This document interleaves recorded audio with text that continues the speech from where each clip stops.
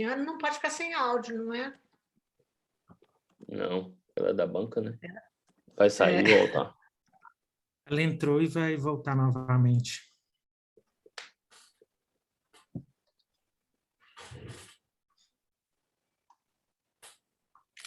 Eu já estou gravando, Fabrício. Ah, tá bom.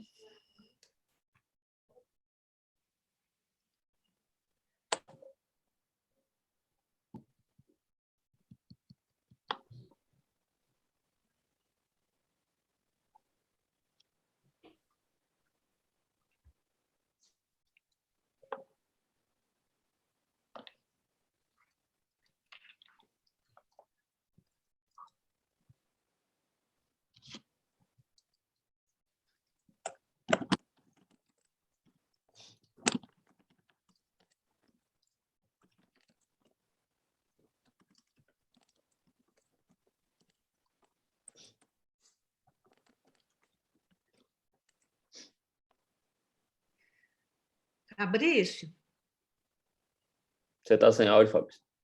Oi, oi. vocês estão tendo bancas presenciais? Alguma? Já liberou para ter presencialmente, mas a maioria permaneceu online. Especialmente para as pessoas de fora, não é? Facilita. Exatamente, e como não está tendo recurso, né, para trazer, as pessoas estão preferindo manter no online, porque aí consegue chamar pessoas de outros lugares. Eu estava pensando na Cadma. É, lá no Paraná, coitado. O problema é que ontem mesmo cancelaram o avião. Ontem cancelaram o avião da Azul. Ah, é? É por conta Do tempo. do frio, do tempo chuvoso, frio. O frio daí chegou aqui do Ciene. Essa noite a gente está quase congelando aqui na cidade. Mesmo. Aqui está muito frio. Tem uma semana. É muito mesmo. Mesmo Belo Horizonte, que é uma cidade que não é gelada, né? É, exato. E você acostumou lá, Cadma, com a temperatura? Acostumei nada do ciência. E começa a chegar o frio, os meus amigos já começam a preocupar, querendo levar cobertor para mim. Tá certo. Ai, gente, nosso frio aqui é insuportável. Ô, Fabrício, eu vou ver com Tiana se ela não quer usar meu note, porque Ela eu vou entrou aí sair para agora, dar aula Lucas? 2h50. Ah, ela conseguiu, será? Ela entrou agora, não sei se ela está com áudio. Mas ela está tendo problema no computador, ela está entrando pelo celular, Lucas. Se você puder emprestar, eu te Porque agradeço. 2h50 eu vou dar aula e aí ela fica com meu note, eu vou dar aula até 4h40 e não vou dar Lucas aula vai te emprestar um note. Oi, eu tô com o nosso 01 só não tem câmera.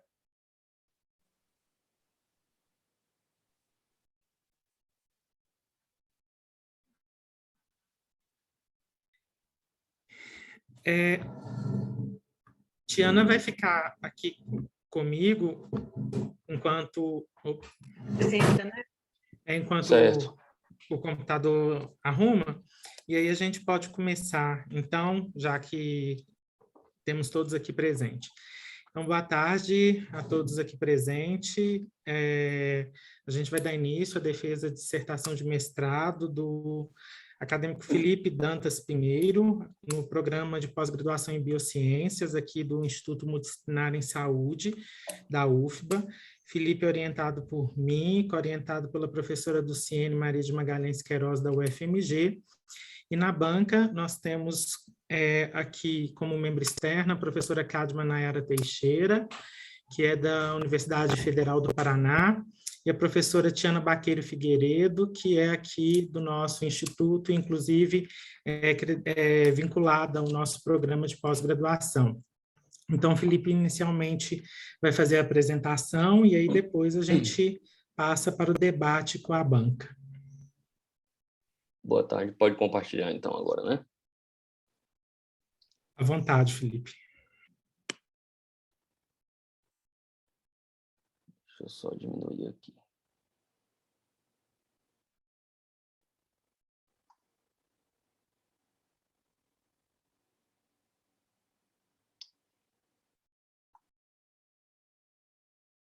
Boa tarde a todos, boa tarde presentes da banca, os convidados, boa tarde Fabrício do CIENE, Cadma e professora Tiana.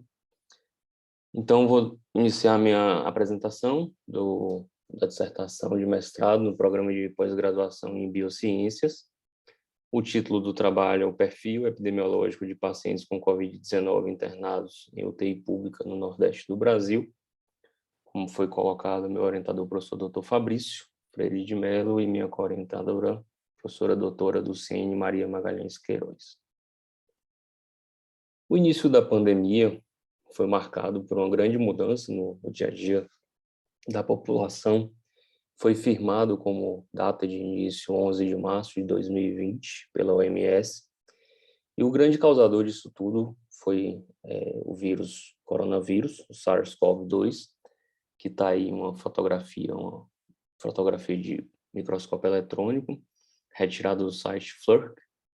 O vírus é um coronavírus da família do coronaviridae.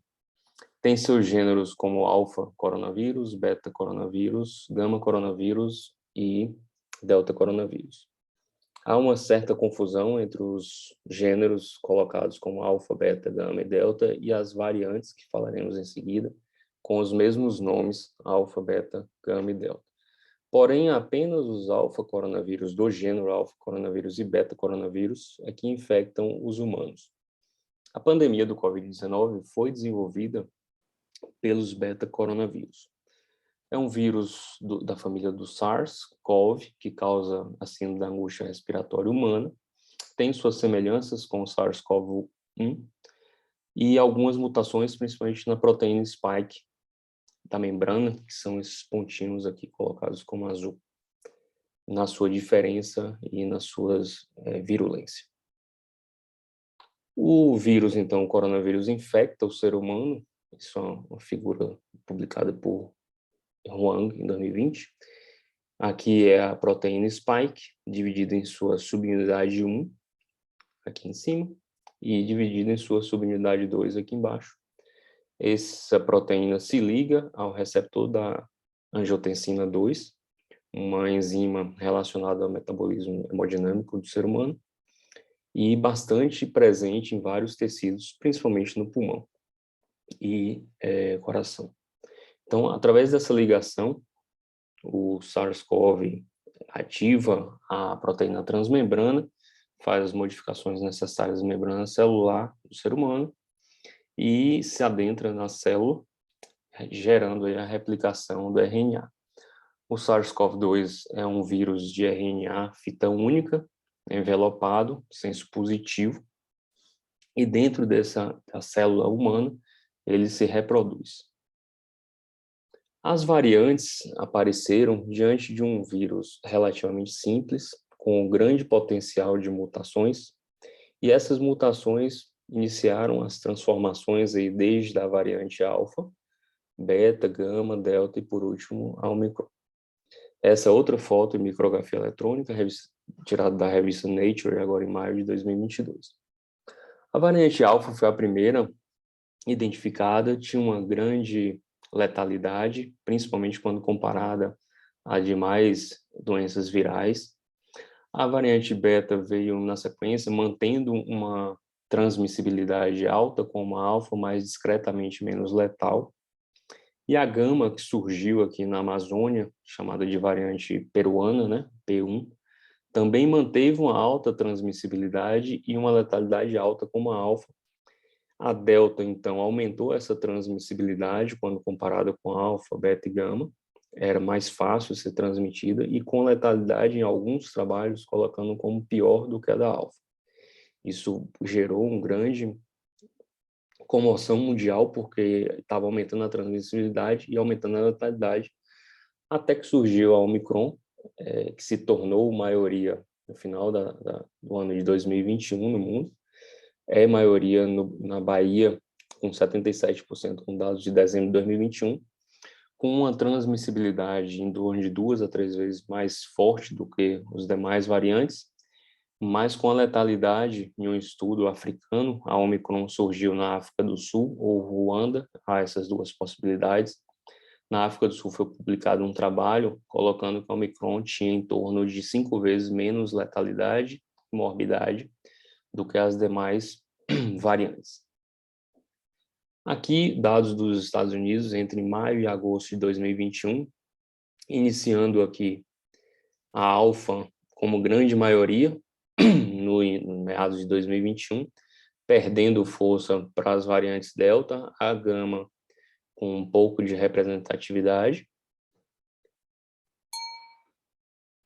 Entre agosto de 2022, de 2021, a abril de 2022, a beta aí começando a aumentar a sua representatividade, e a Omicron, que veio se tornar maioria nos Estados Unidos em meados de março deste ano.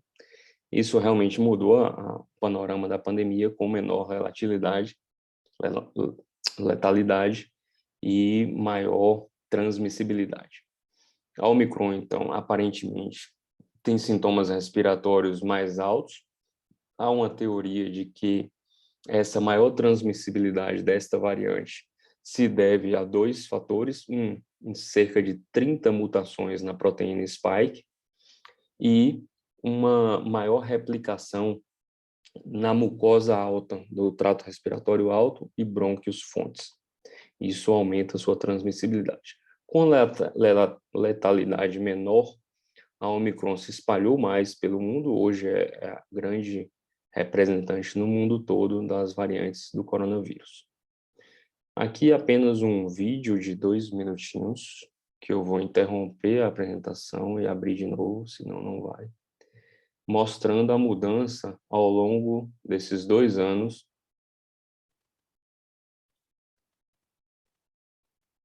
no mundo pelas variantes diversas. Então, tudo começou na China, esse gráfico vai sair do branco aí até o roxo bem escuro, quase preto, passando de lilás mais de 1 milhão de habitantes com o coronavírus.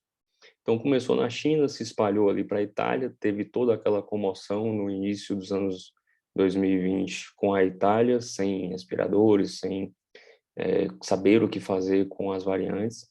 A África permaneceu poupada, a Argentina e a Austrália, gerando muitas hipóteses em relação à vacinação com BCG, relação com exposição ao sol, aos trópicos. Isso se foi caindo por terra à medida que o Brasil avançou na infecção pelo coronavírus. E depois se falaram muito dos países nórdicos, como Canadá, Noruega, Suécia, Finlândia. Também caiu por terra após Canadá tendo sua vasta maioria do território infectado por coronavírus. Então, toda a explicação para algumas regiões poupadas no mundo foram caindo por terra ao longo do tempo. A África realmente foi a última região a receber de forma importante as transmissões do coronavírus, mas atualmente se encontra bastante disseminado em todo o globo. A Austrália também teve, infelizmente, o coronavírus chegou lá e distribuiu por todo o mundo. Independente das variantes, isso se mostrou realmente uma pandemia mundial sem nenhum fator relativo a distribuições geográficas, temperaturas, ambientes, entre outros fatores que na época eram colocados como representantes. Havia na época também teorias sobre vacinação contra gripe, vacinação contra tuberculose, que também caiu por terra. Então, à medida que a pandemia foi se distribuindo pelo planeta, essas teorias mais regionais, geográficas e determinadas pela distribuição mundial caíram por terra. Realmente um vírus que se transmite por via respiratória, independente aí de outros fatores geográficos. Aqui a gente, vou adiantar só um pouquinho, e aí toma realmente agora, em abril desse ano, completamente todo o planeta. Deixa eu só voltar.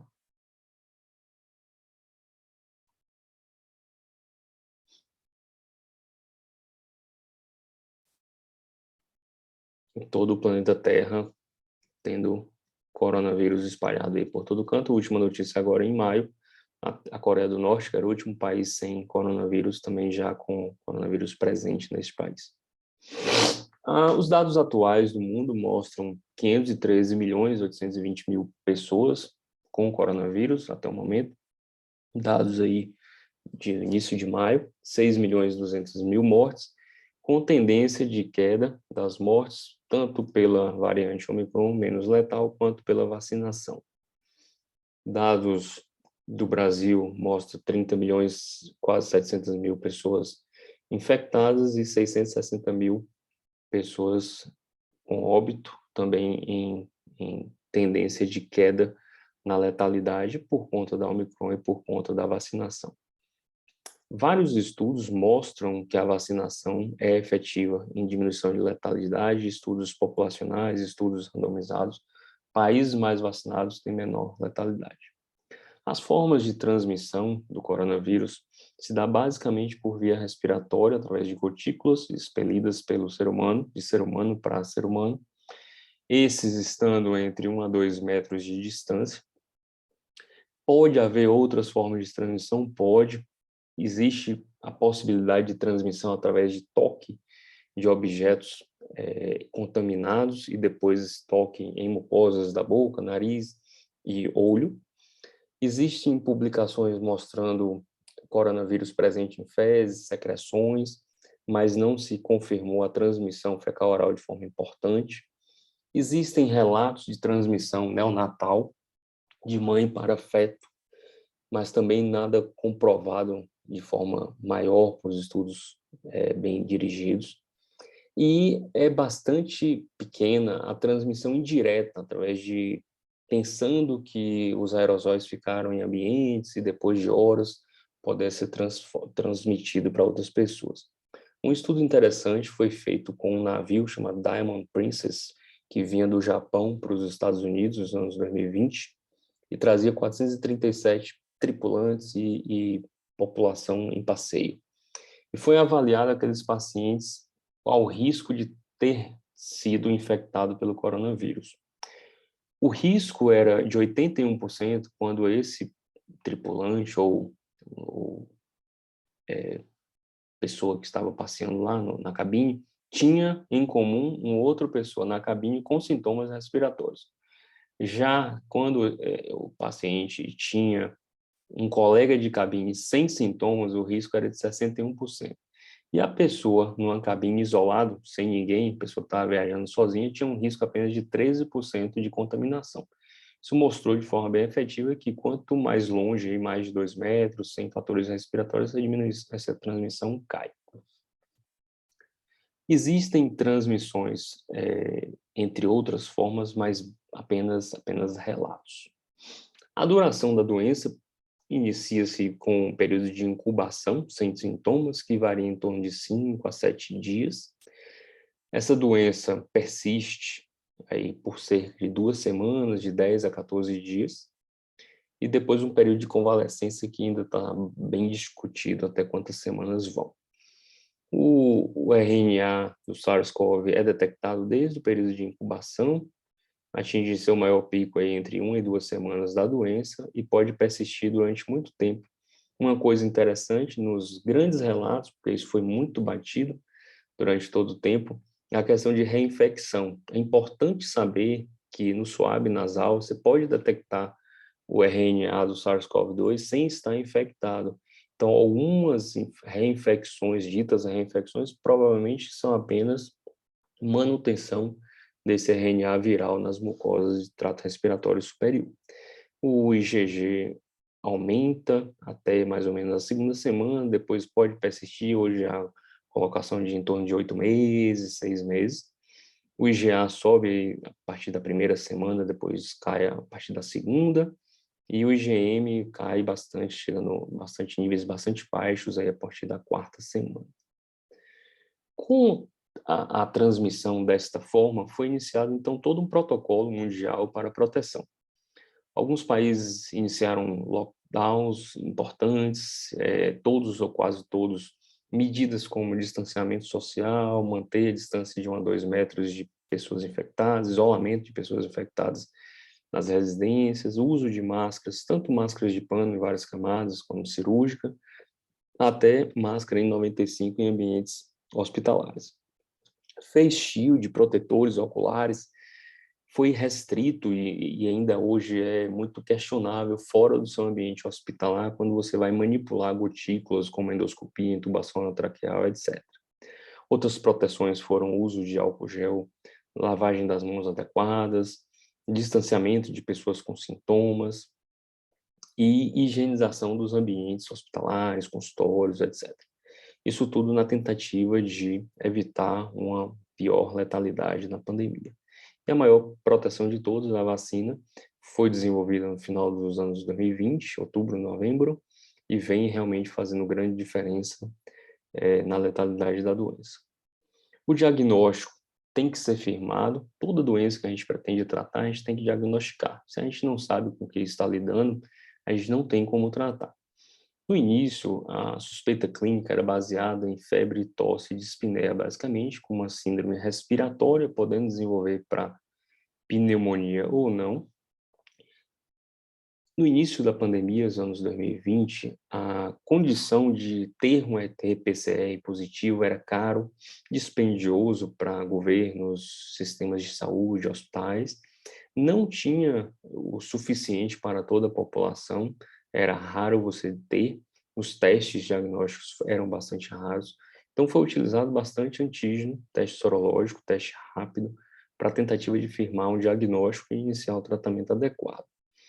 Em alguns países mais carentes de recursos para os testes sorológicos, testes moleculares, a presunção clínica foi liberada como diagnóstico de COVID-19. Presunção clínica era um paciente suspeito, com tosse, febre e dispneia, com manifestações em imagem, por exemplo, uma tomografia com consolidações de base ou um raio-x com infiltrado. Isso poderia ser, num momento de crise sem testes sorológicos ou moleculares, firmado o diagnóstico de COVID-19.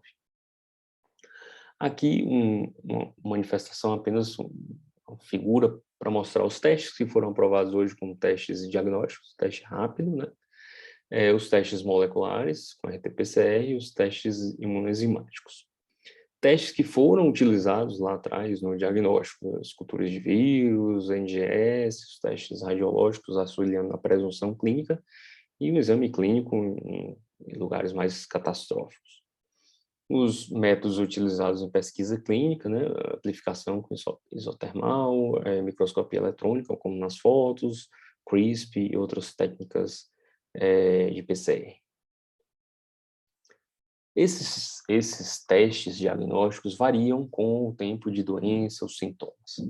No período prodrômico, temos aqui o swab nasofaríngeo sendo positivo já desde uma semana no período prodrômico, até mais ou menos 6 semanas, 5, 6 semanas após os sintomas.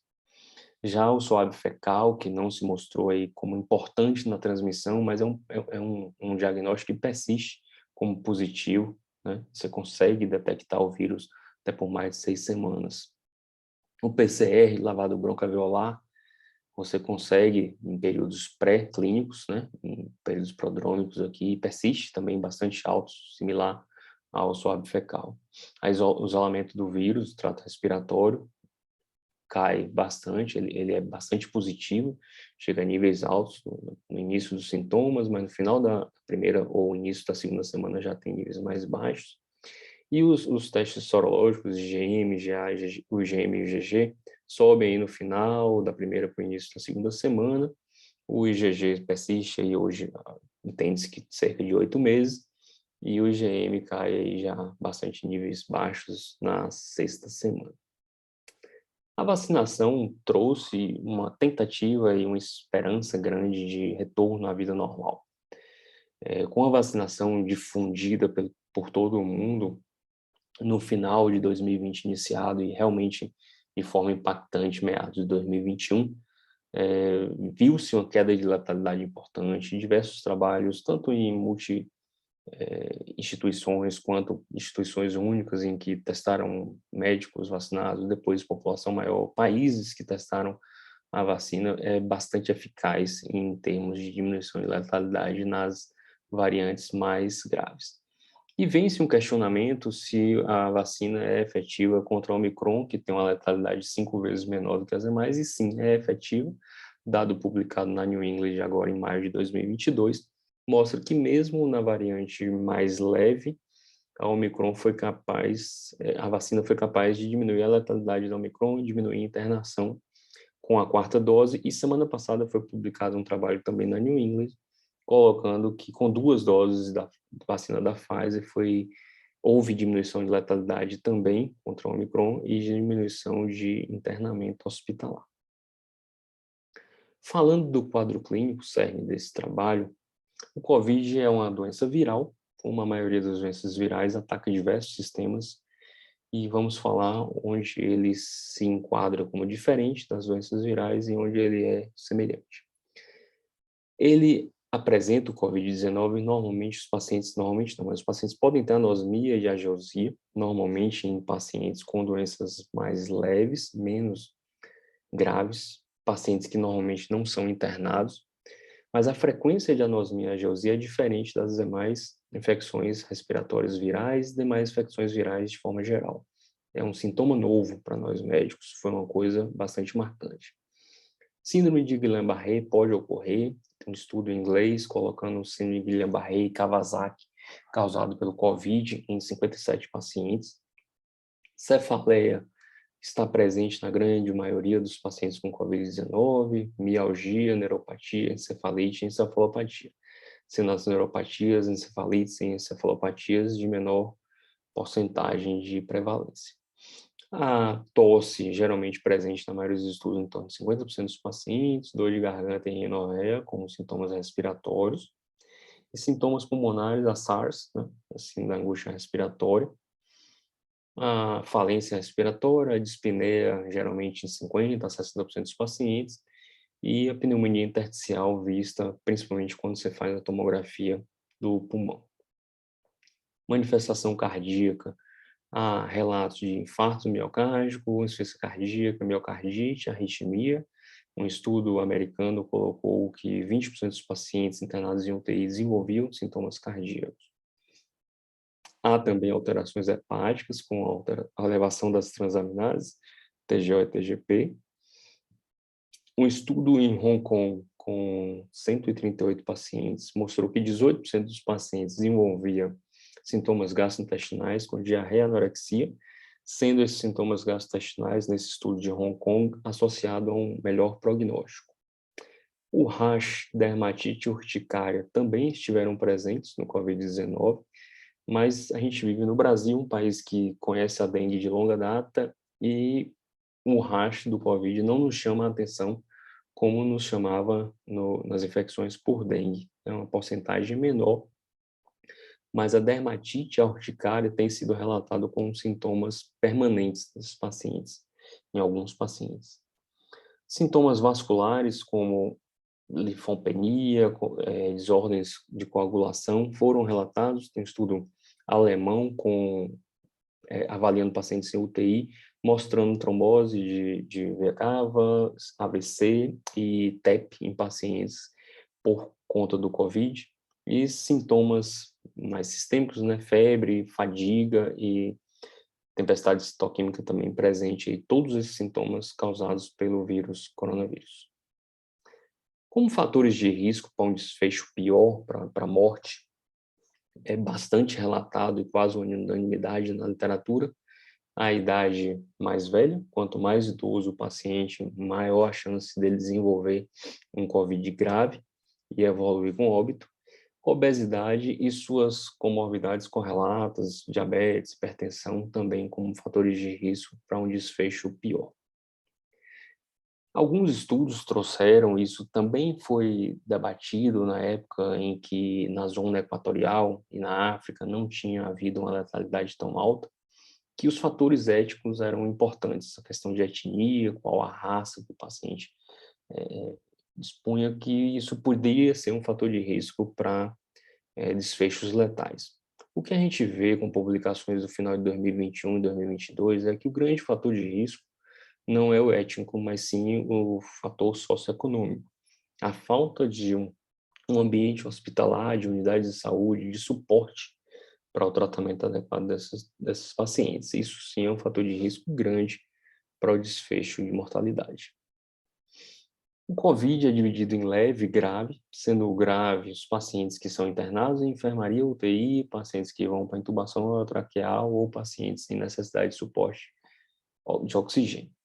Há poucos estudos dividem o COVID em leve, moderado e grave, mas isso não tem tanta relevância e não é tão usado quanto a divisão de leve e grave. Aqui eu trouxe um exemplo de um corte de tomografia de pulmão, pulmão normal, um pulmão com discretos infiltrados na parte inferior e um pulmão bastante comprometido, um paciente com COVID grave, apenas para ilustrar as diferentes formas de COVID. Baseado na ausência de dados brasileiros, numa doença tão importante mundialmente, há 2 anos estamos lidando com essa doença, entendemos que, feito uma pesquisa no PubMed, a gente achou 2 estudos que tinham por base populações brasileiras. Foi avaliado um estudo publicado na Nature, foi um estudo retrospectivo da base do CIVEP, que é uma base de dados brasileiras do coronavírus e outras doenças infecciosas virais. Então, foi um estudo retrospectivo, basicamente de população do Rio de Janeiro, do Sudeste, e um outro estudo foi um estudo também retrospectivo dos dados do Einstein, publicado na mesma revista do Einstein. Então, não tínhamos nenhum dado público de pacientes carentes ou de socioeconômico diferente da região Sudeste, Nordeste, diferente da questão social e de poder estar assistido de forma adequada. Então, julgamos que sim, era necessário avaliar a mortalidade, avaliar os sintomas, avaliar uma população socioeconomicamente diferente, que é a população do Nordeste, no âmbito de SUS, no hospital regional. Isso deveria ser avaliado para melhor gerir os recursos na hora de dispor para um tratamento de uma pandemia ou definir recursos para um hospital ou para uma unidade de terapia intensiva. Então, o objetivo geral do estudo foi analisar os sintomas e dados laboratoriais de pacientes internados em UTI de hospital público na cidade de Vitória da Conquista com COVID-19 no período de julho de 2020 a fevereiro de 2021. Os objetivos específicos eram conhecer os sintomas em pacientes com COVID-19 internados em UTI, descrever os dados laboratoriais em pacientes com COVID-19 internados em UTI, reconhecer as comorbidades de pacientes com COVID-19 internados em UTI e comparar a relação de óbitos e altas com comorbidades, sintomas e dados laboratoriais. Foram avaliados prospectivamente, então, 115 pacientes num hospital, foi um estudo unicentro, o Hospital Geral de Vitória da Conquista. É um hospital regional que recebe pacientes de cerca de 70 cidades da região, norte de Minas Gerais e sudoeste da Bahia, e atende uma população em torno de 2 milhões de habitantes. Foi avaliado, então, pacientes de 30 de julho de 2020 a 28 de agosto de 2021. Todos os pacientes tiveram um teste positivo por RT-PCR e todos tinham consentimento informado assinado por familiares. Foram coletados, então, dados clínicos, laboratoriais, epidemiológicos e demográficos.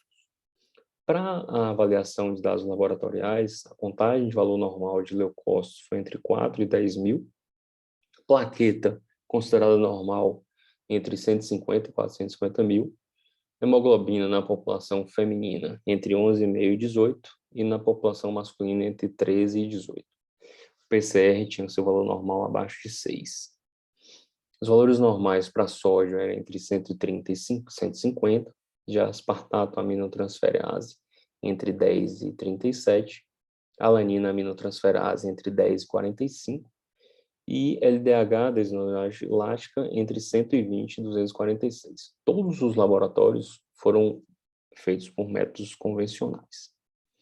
Foi utilizado para análise estatística o EpiInfo-7, o SPSS versão 26, o teste de Kolmogorov, Smirnov e Shapiro-Wilk foi para avaliar a normalidade dos dados, o teste T de Student-Bickle-Dow, o de Mann-Whitney, o teste Q-quadrado com correlação de Yates e o teste exato de Fitch foram empregados conforme indicado na monografia. E o nível de significância para esses testes foi de P menor ou igual a 0,05.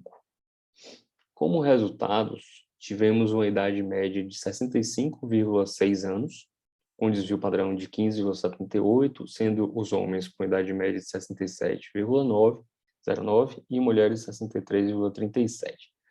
A maioria da população estudada foram de homens, 60% versus 40% de mulheres, e 33,1% eram de pacientes oriundos realmente de Vitória da Conquista, sendo que 66,9% vieram de 32 cidades dos arredores. Os sintomas mais comuns que vimos foi a dispneia, 73,9%, 54,7% pacientes com tosse, 33% dos pacientes tiveram febre, um dado que nos chamou a atenção, porque a maioria dos estudos, tanto chineses quanto americanos, de pacientes em UTI, falam em torno de 60% a 80% de pacientes em UTI com febre. Nossa população, apenas 33% tiveram febre. Mialgia, com 20,8%, 7,8% dos pacientes tiveram diarreia, 6,9% tiveram náuseas, 6% tiveram vômito, 4,34% tiveram cefaleia, digeusia e anosmia. Em relação às comorbidades, apenas 15 de 98 pacientes não tinham comorbidades, que totalizou 15,3%. Dos pacientes com comorbidades, 57,3% tinham hipertensão, 27,8% tinham diabetes, 20% tinham doença cardiovascular, 13% tinham obesidade, 10,4% tinham doença renal crônica, 3,4% tinham doença pulmonar obstrutiva crônica e 0,8% tinham doença autoimune. Isso está em correlação com os dados da literatura, mostrando bastante pacientes com hipertensão e diabetes. Quando juntamos essas comorbidades para avaliar se as comorbidades eram importantes na população, 15, como eu havia falado, não tinham nenhuma comorbidade, 36 pacientes tinham apenas uma comorbidade, 29 pacientes tinham 2 comorbidades, 13 pacientes tinham 3 comorbidades e 5 pacientes tinham 4 comorbidades ou mais. Quando avaliamos os desfechos, como óbito versus alta ou transferência, tivemos uma taxa de mortalidade de 46,5%. Uma taxa alta quando comparado com estudos em serviços de ponta de referência, grandes centros privados que trazem mortalidade de UTI em pacientes COVID em torno de 20% a 25%, mas mortalidade dentro da faixa mundial que vai de estudos com 20% até 60%, mas claro que o objetivo sempre é trazer a mortalidade para baixo, né? Então, consideramos uma mortalidade alta aí de 46,5% dentro de uma UTI em um hospital regional. Quando comparamos os dados laboratoriais com desfecho, comparando os grupos que evoluíram para óbito e os grupos que evoluíram sem óbito, tivemos uma detecção de que plaquetopenia era um dado como fator de risco para a morte com P menor que 0,01, sendo que a média do grupo de pacientes que evoluíram para morte tinha uma média de 141 mil de plaqueta contra 154 mil plaquetas naquele grupo que evoluiu de alta. A hemoglobina estava baixa em ambos os grupos, abaixo dos valores de referência, mas sem diferença significativa entre os grupos, que está de acordo com a literatura. Leucocitose foi presente nos dois grupos, leucócito acima dos valores normais, em torno de 14 mil nos dois grupos, sem diferença significativa também. A idade, de acordo com a literatura, a idade mais avançada é fator de risco para a morte. Tivemos aí o grupo que evoluiu para óbito com idade mediana de 69,28 anos versus 61,54 anos naqueles pacientes que não evoluíram para óbito com um P significativo de 0,02. Quando a gente compara a comorbidade com desfecho para óbito, hipertensão está bastante presente nos dois grupos, sem diferença entre os grupos quando correlacionamos com morte, mas 2 comorbidades ou mais teve sim diferença significativa para a morte, com um P significativo de 0,01. Quando a gente continua comparando os dados laboratoriais e desfecho para morte ou alta, a gente, de novo, o dado da plaqueta com P significativo, A gente vê que o sódio estava normal nos dois grupos, entre 130 e 150, como valor de normalidade. A desidrogenase lática estava aumentada nos dois grupos, de acordo com a literatura, mas sem diferença entre os grupos.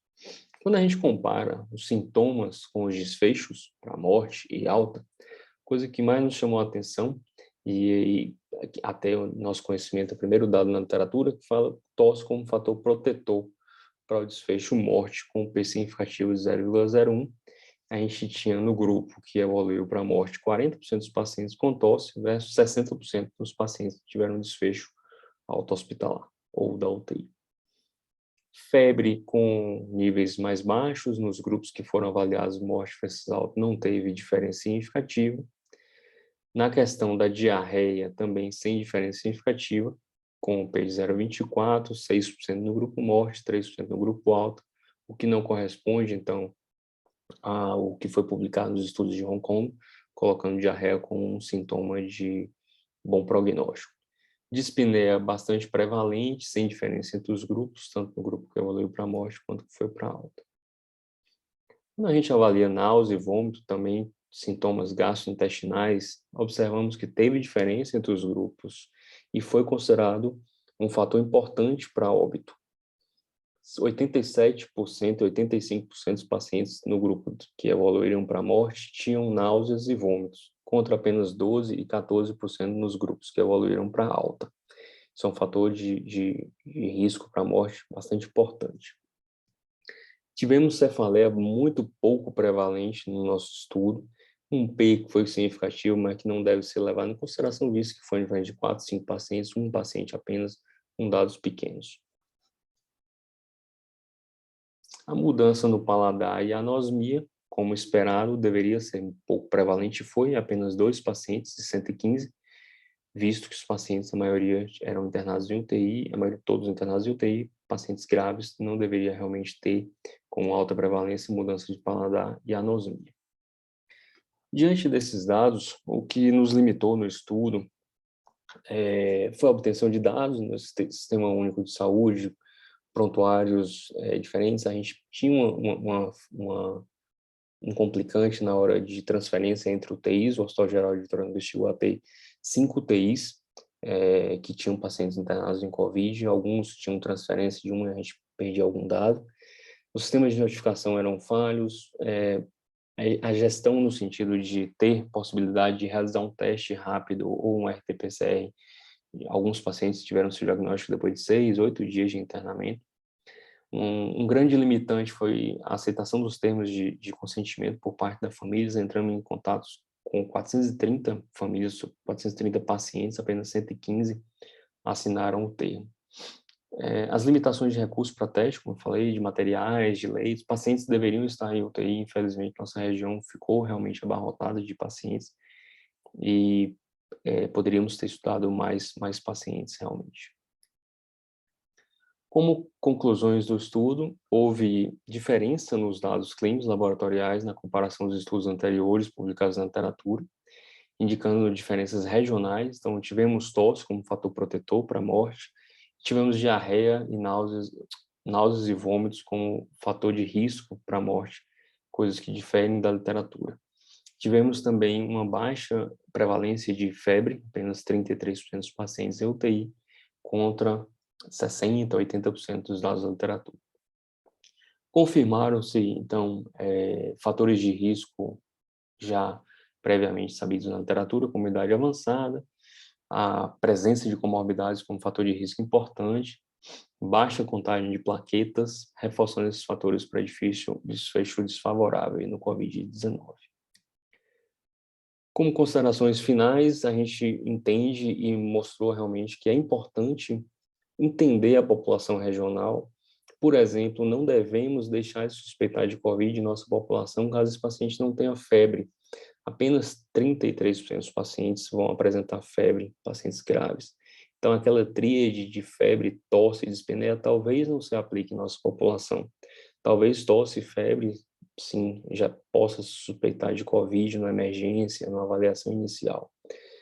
Os pacientes que têm diarreia náuseas e vômitos não devem ser tratados como aqueles pacientes que poderão evoluir com um bom prognóstico. São fatores de pior prognóstico em nossa regional, em nossa população.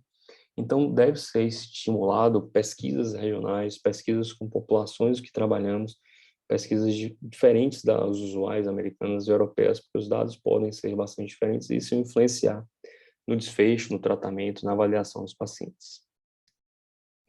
Aqui são os trabalhos que publiquei junto com o professor Fabrício, professora do CN, durante o mestrado, na Expert Review, no World Journal of Clinical Oncology e no Acta Tropica.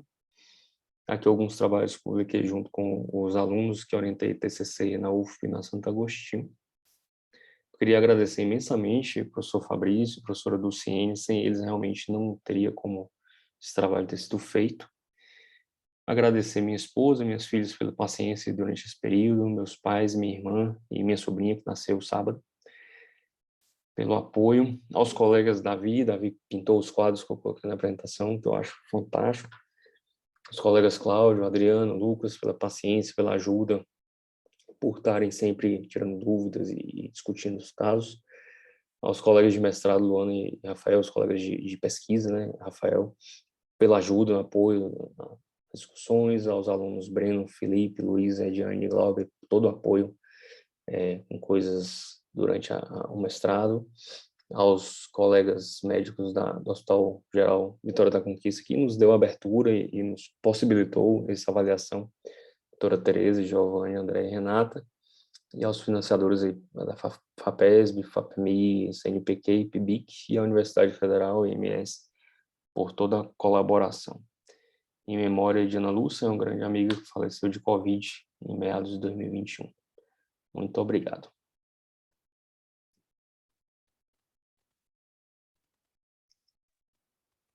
Ok, Felipe, obrigado por sua apresentação.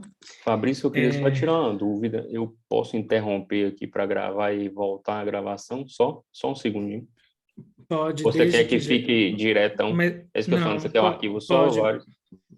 Não, pode ser em vários arquivos, não tem problema.